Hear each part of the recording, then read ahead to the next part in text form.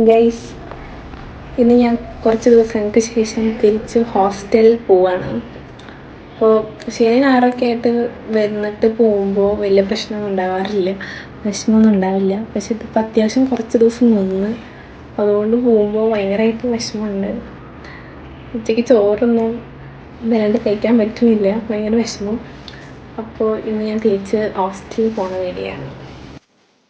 അങ്ങനെ ഉച്ചക്കത്തെ ഫുഡ് കഴിക്കലൊക്കെ കഴിഞ്ഞിട്ട് ഞാൻ ഹോസ്റ്റലിൽ പോവുകയാണ്. ഞാൻ ഉച്ചക്കത്തെ ബസ്സിനാണ് ബുക്ക് ചെയ്തിട്ടുണ്ടായിരുന്നത്. ഞായറാഴ്ച ദിവസങ്ങളിൽ തിരിച്ച് ഹോസ്റ്റലിൽ പോകുമ്പോൾ ഭയങ്കര തിരക്കായിരിക്കും.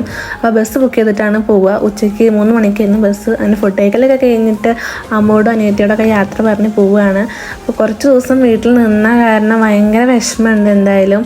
അപ്പോൾ അമ്മയ്ക്കൊക്കെ ആണെങ്കിൽ നല്ല സങ്കടമുണ്ട്. അമ്മ കാണിക്കണില്ല എന്നുള്ളൂ, എപ്പോഴും കരയാറുണ്ട്, അനിയത്തിയാണെങ്കിലും കരയാറുണ്ട്. അപ്പോൾ അവരോടൊക്കെ ടാറ്റ പറഞ്ഞ് ഞാൻ പോവുകയാണ്. പിന്നെ എപ്പോഴും കൊണ്ടാക്കും, ബസ് സ്റ്റോപ്പിലേക്ക് കൊണ്ടാക്കും, വിളിക്കാനും വരിക. എൻ്റെ മേമ്മയുടെ മോനാണ്, അവരാണ് എപ്പോഴും എന്നെ കൊണ്ടാക്കാനും വിളിക്കാനും ഒക്കെ വരില്ല കേട്ടോ. അങ്ങനെ ബസ് സ്റ്റോപ്പിലൊക്കെ എത്തിയിട്ട് അവിടെ ബസ് വെയിറ്റ് ചെയ്യാണ്.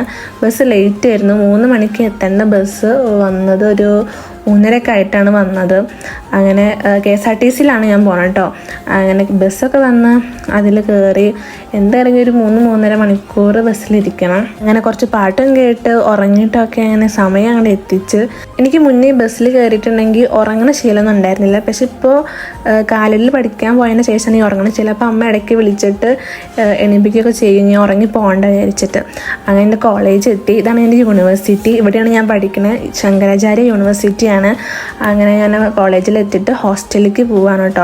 അങ്ങനെ ഹോസ്റ്റലിലേക്ക് കുറച്ച് നടക്കാനുണ്ട്. അങ്ങനെ ഇതാണ് എൻ്റെ ഹോസ്റ്റൽ റൂം. ഞാൻ ഇപ്പോൾ ഡോമിലാണ് നിൽക്കുന്നത്.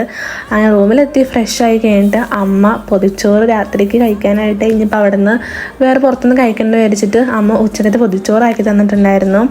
നല്ല വാഴയിലയിൽ പൊതിഞ്ഞെടുത്ത നല്ല ചൂട് ചോറും അച്ചാറും ഉപ്പേരിയും നല്ല ഓംപ്ലേറ്റും പിന്നെ കറിയും പപ്പടവും ഉണ്ടായിരുന്നു. പപ്പടവും കറിയും അമ്മ വേറെ പാത്രത്തിലാക്കി തരിക ചെയ്തത്. വീട്ടിൽ നിന്ന് കൊടുന്ന ചോറ് രാത്രിയിലേക്ക് കഴിക്കാൻ ഭയങ്കരമായിട്ട് മിസ് ചെയ്യും. എനിക്ക് വീട്ടിലേക്ക് പോകണം. പിന്നെ എനിക്ക് വന്നതിന് പിറ്റേ ദിവസം തൊട്ട് മിട്ടാൻ തുടങ്ങി. അപ്പോൾ ഇന്ന് ലീവ് എടുക്കാൻ എന്തായാലും പറ്റില്ല. അപ്പോൾ വന്നേ പറ്റും എന്നുള്ള കാരണം വന്നതാണ്. അപ്പോൾ അത്രേ ഉള്ളൂ ഗൈസ്, ബൈ.